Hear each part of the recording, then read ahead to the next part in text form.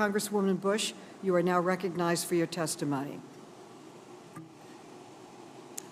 St. Louis, and I thank you, Chairwoman Maloney, for convening this urgent hearing.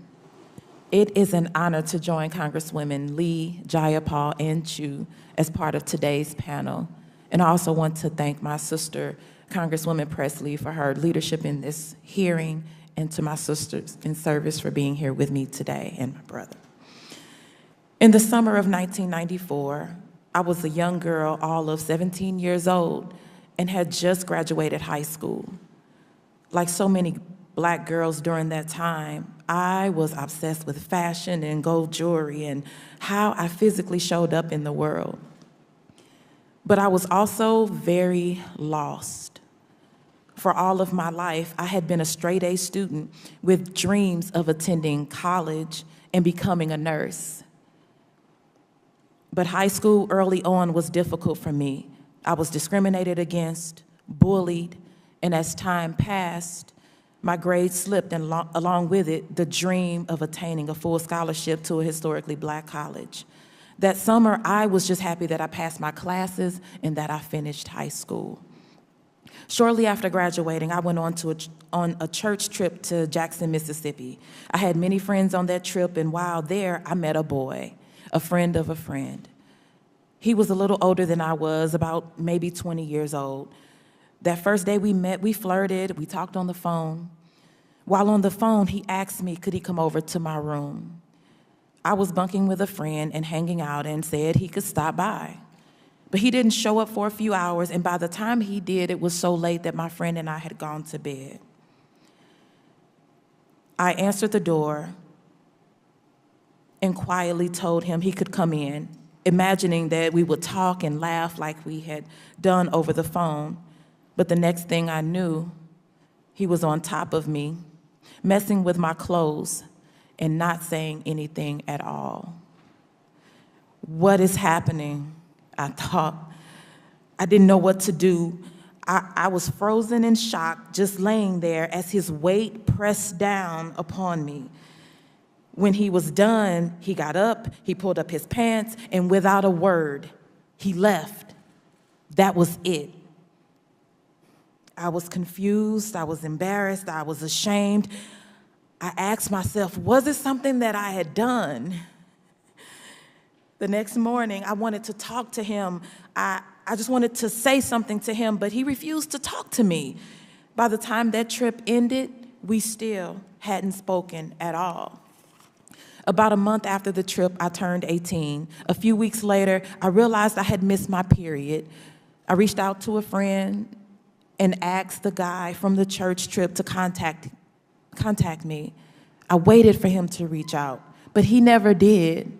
I never heard from him. I was 18, I was broke, and I felt so alone. I blamed myself for what had happened to me. But I knew I had options. I had known other girls who had gone to a local clinic to get birth control and some who had gotten abortions. So I looked through the yellow pages and scheduled an appointment. During my first visit, I found out that I was 9 weeks pregnant, and then the panic set in. How could I make this pregnancy work?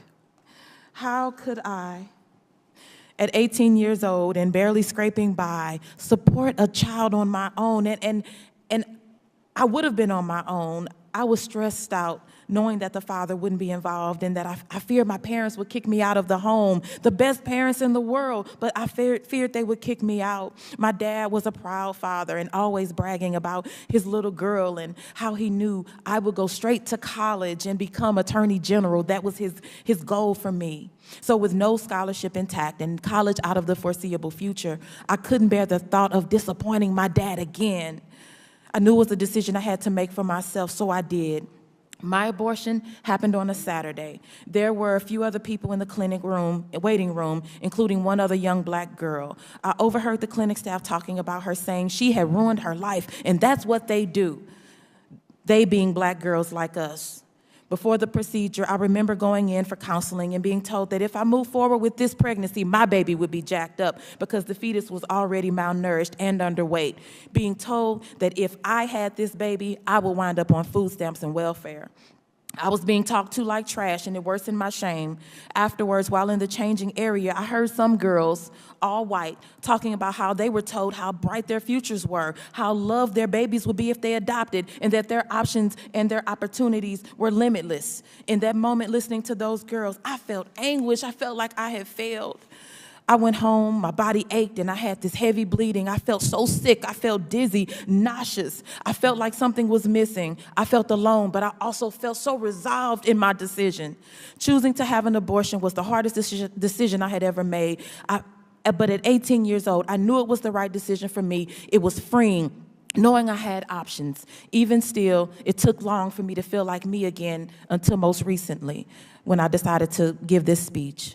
So to all the black women and girls who have had abortions and will have abortions, we have nothing to be ashamed of. We live in a society that has failed to legislate love and justice for us. So we deserve better. We demand better. We are worthy of better. So that's why I'm here to tell my story. So today I sit before you as that nurse, as that pastor, as that activist, that survivor, that single mom, that congresswoman, to testify that in the summer of 1994, I was raped, I became pregnant, and I chose to have an abortion.